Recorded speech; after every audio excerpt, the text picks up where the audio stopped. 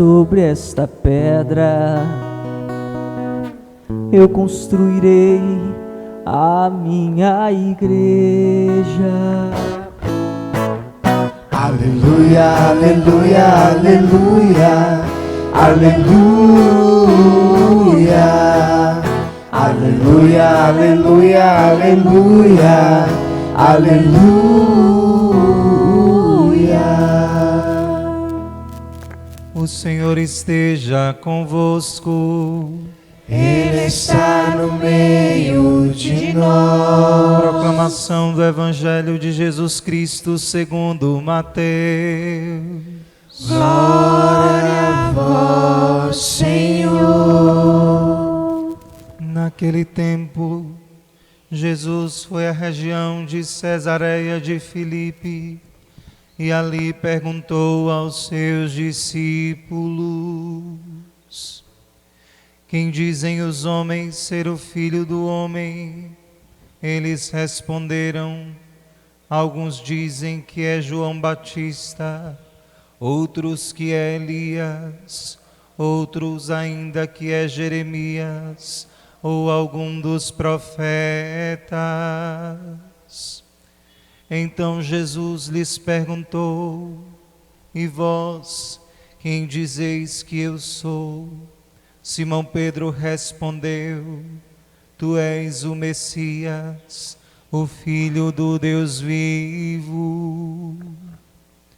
Respondendo, Jesus lhe disse: feliz és tu, Simão, filho de Jonas, porque não foi um ser humano que te revelou isso, mas o meu Pai que está no céu.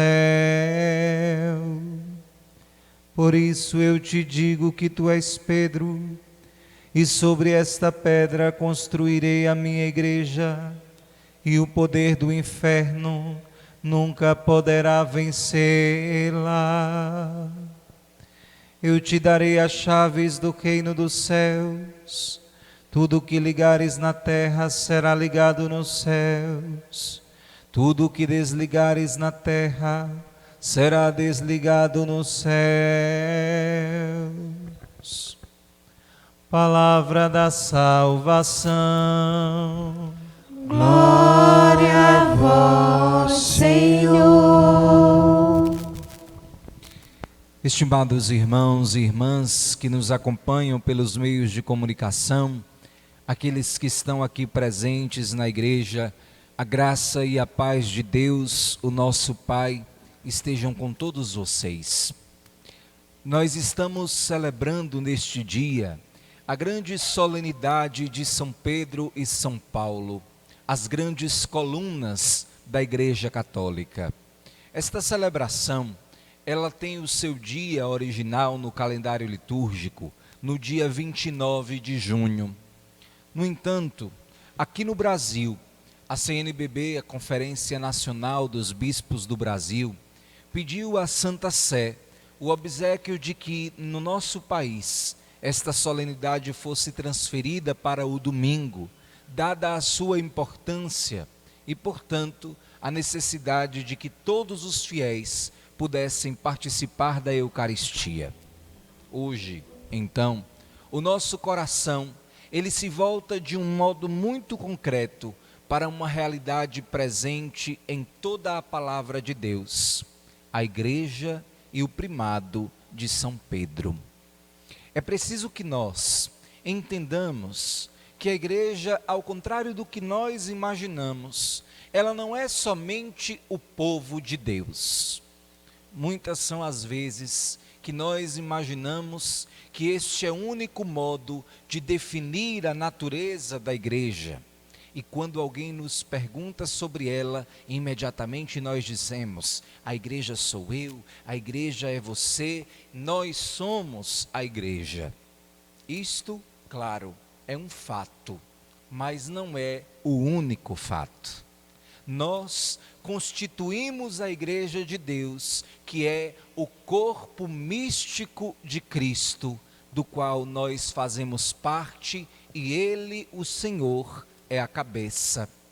esta igreja que é corpo místico de Cristo, esta igreja que é o povo de Deus, esta igreja é também uma instituição pensada por Cristo, constituída humanamente para ser no mundo a imagem e a presença de nosso Senhor. A igreja institucionalmente possui, portanto, uma cabeça visível, um Cristo visível, um pastor que, como vigário de Cristo, caminha à frente da sua grei, indicando os passos do Mestre. Esta figura da cabeça de Cristo é o Papa. Sobre o Papa, nós encontramos neste texto do Evangelho a passagem mais concreta e indiscutivelmente institucional sobre a fundação da igreja. O Senhor se dirige a Pedro e faz a seguinte pergunta: Pedro, o que dizem os homens sobre o Messias? Este era o tema central do Evangelho, é claro. Então Pedro começou a dizer: alguns dizem que João Batista é o Messias, outros dizem que é Elias. E vós, Pedro, quem dizeis que eu sou? O Espírito Santo tomou o coração de Pedro, superando as fraquezas da sua carne, e Pedro oferece ao Senhor a resposta correta: Tu és o Messias, o Filho do Deus vivo. O Senhor então, como uma resposta a Pedro, diz: Pedro, não foi a carne nem o sangue que te revelou isso, mas o meu Pai que está nos céus. E em outras palavras, porque o Pai te revelou o elemento mais fundamental sobre mim, eu te declaro. Irmãos, abram os seus ouvidos. O nome de Pedro é Kéfas, que significa pedra. Sobre ti, Kéfas, eu construirei. Atenção, eu edificarei, eu instituirei a minha igreja. Primeiro ponto a ser considerado: o Senhor, usemos o português, usou esta frase no singular: eu construirei a minha igreja. Você já deve ter escutado por aí: placa de igreja não salva, quem salva é Jesus. Só Jesus salva, só Jesus liberta. Você deve ter escutado alguma vez também: eu não preciso da igreja para rezar. E talvez até mesmo você tenha dito essa babaquice: eu entro no meu quarto e eu faço as minhas orações, o importante é a minha relação com Deus. Eu me lembro que um dia eu fui em um determinado comércio, lá no Alasca, não foi aqui em Jacobina não. E lá no Alasca, o dono desse comércio admirou-se porque eu estava vestido de padre, que era muito jovem e etc. E começou a conversar. Então ele disse o seguinte: eu não preciso, padre, de religião para me encontrar com Deus. Inclusive, eu sou mais amigo de Deus do que o senhor. E eu, claro, respondi para ele: graças a Deus. Não me pus a discutir sobre o nível de intimidade dele com o Senhor, porque nós não estamos aqui para nos fazer juízes a esse respeito. No entanto, se nós olharmos para a vontade de Cristo, a igreja não foi uma organização humana pensada para exercer neste mundo algum tipo de exercício burocrático. A igreja não foi pensada como um projeto que, posto à mesa, depois foi executado por Pedro, Paulo e os demais apóstolos. Ela foi um elemento criado, instituído, edificado por Deus. Queiram os homens ou não, eu te declaro, Kéfas, tu és Pedro, e sobre ti eu construirei a minha igreja. E acrescentou o mais escandaloso fato desse texto: eu te entrego as chaves do reino dos céus. Meus irmãos, que lógica Jesus encontrou em entregar a Pedro, homem bruto, ignorante, pescador sem nenhum conhecimento, as chaves do reino dos céus. Aquilo que tu, Pedro, ligares na terra, a partir de agora, será ligado no céu. E aquilo que tu desligares na terra, será desligado no céu. Eu te ofereço as chaves da igreja e te declaro que as portas do inferno não prevalecerão contra ela. E aqui nós compreendemos como é possível que a igreja até o presente momento não tenha perecido, apesar de todas as fraquezas dos homens que constituem a igreja. Há um vídeo do padre Paulo Ricardo falando sobre esta realidade que me chama muito a atenção.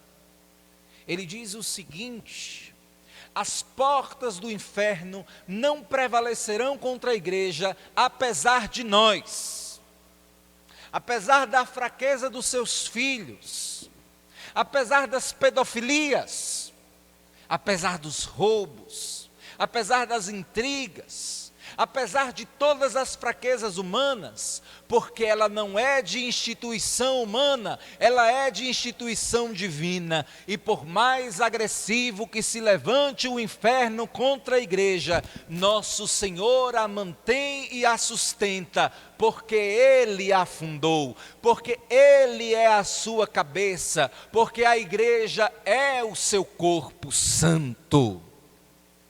A igreja não é santa e pecadora, é toda santa, imaculada, puríssima. Aí vem o professor de história e diz: não, matou milhares na Inquisição, oprimiu, escravizou, e traz uma série de fatos distorcidos sobre a história, e pegam os pecados mais cabeludos dos homens da igreja para acusá-la sobre a sua imperfeição.